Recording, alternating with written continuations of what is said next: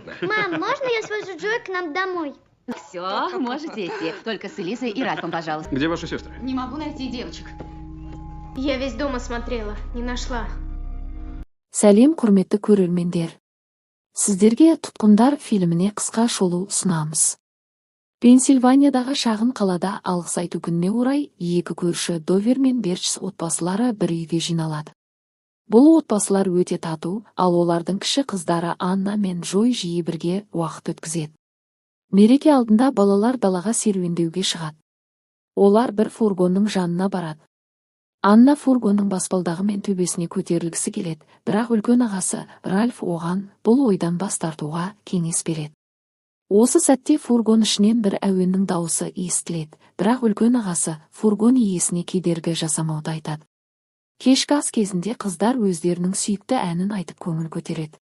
Сол уақытта Анна ата-анасынан үйге құрбысы Джоймен бірге барып келуге рұқсат сұрайды. Ол әкесінің сыйға берген дабыл ысқырығын Джоймен бірге іздегісі келетінін айтады. Джойдың әкесі Франклин бұл идеяға келісім береді, бірақ кішкентай қыздарға қауіпсіздік үшін үлкендерді, яғни ағасы мен әпкесін ертіп жүруді ескертеді. Кешкі астан кейін ата-аналар қыздардың үйде жоқ екенін байқайды. Кішкентай қыздары үлкендерсіз далаға шығып кеткені белгілі болды. Екі отбасы қыздарының жоғалып кеткеніне алаңдап үйді және көшені шарлап іздей бастайды.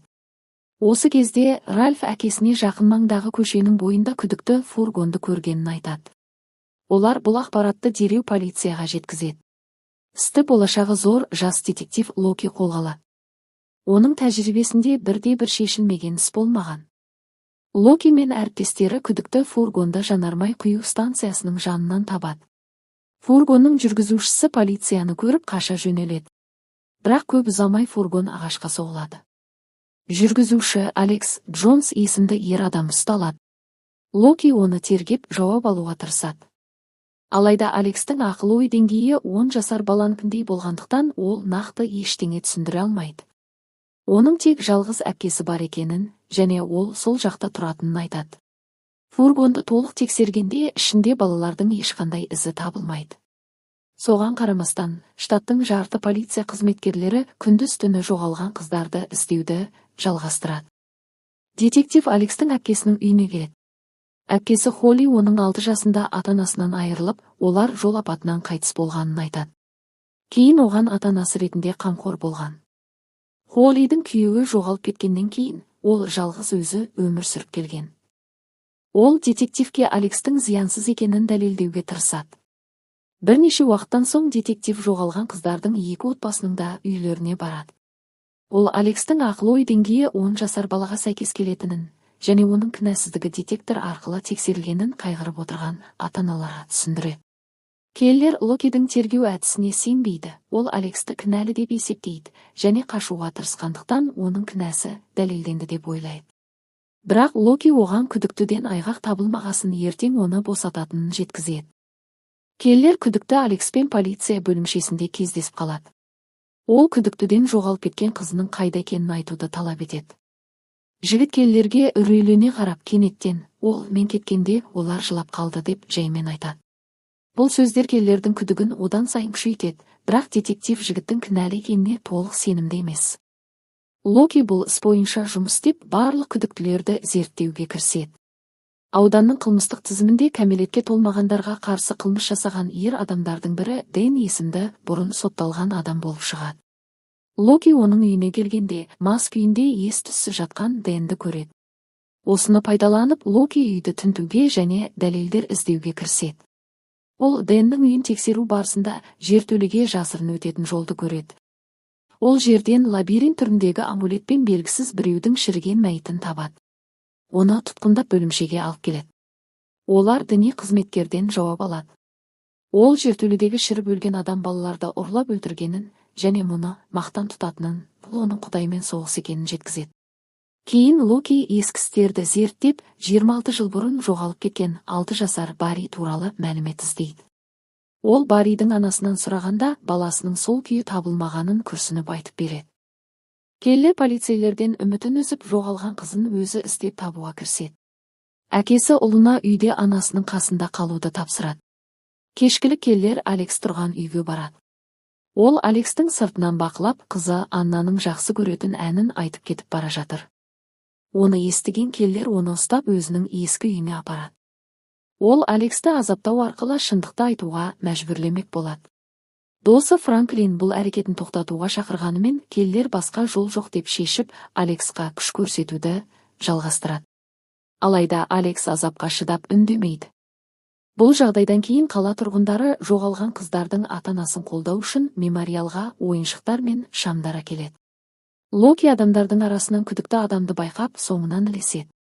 Алайда күдікті детективті байқап қашып кетеді.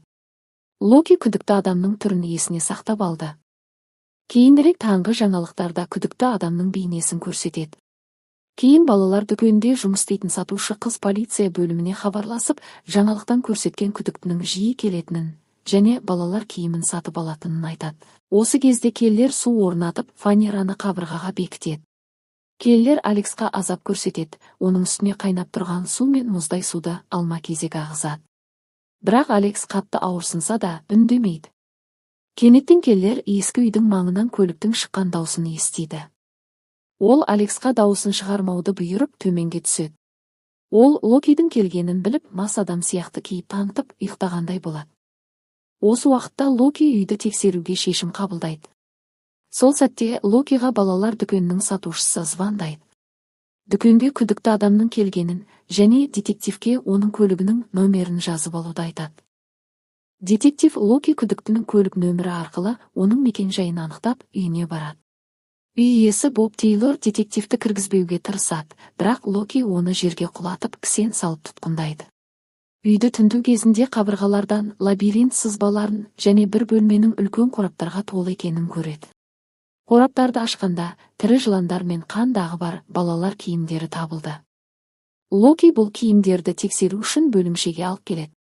Қыздарын жоғалтқан ата-аналарды шақырып, киімдердің жоғалған қыздарына тиесілі екенін анықталады. Келлер оған уақыт жоғалтып Аннаны құтқара алмаған үшін Локиді айыптайды. Ызаланған Локи Боб Тейлордан жауап алу бөлмесінде оны қатты сілкіп, балалардың қайда екенін сұрайды. Бірақ Боб Локидің қаруын тартып алып, өзіне қол жұмсайды. Бұл кезде келлер өзінің тұтқынын азаптауды жалғастырып жатады. Ақыры шаршаған жігіт өзінің есімі Алекс емес екенін мойындап, келлерге жоғалған қызын лабиринттен іздеу керектігін айтады. Келлер лабириттің нақты қайдан іздеу керектігін білмейді. Осыны анықтау үшін Алексті әпкесі Холлиға баруды ойлайды. Келлер Алексқа жала жапқан үшін кешірім сұрауды сылтау етіп, Холлидің үйіне келеді. Холли оны жылы шыраймен қарсы алып, ұлының қатерлі ісіктен қайтыс болғанын айтып, келлердің қызы жоғалғандағы қайғысын жеткізеді. Әңгіме барысында келлер лабиринт туралы сұрақ қояды, бірақ Холли бұл тақырыпты елемей, жауап бермейді. Жұмысында отырған Локи бір суретті алып, дін қызметшісінің үйінен табылған белгісіз мәйіттің кулонына көзі түседі.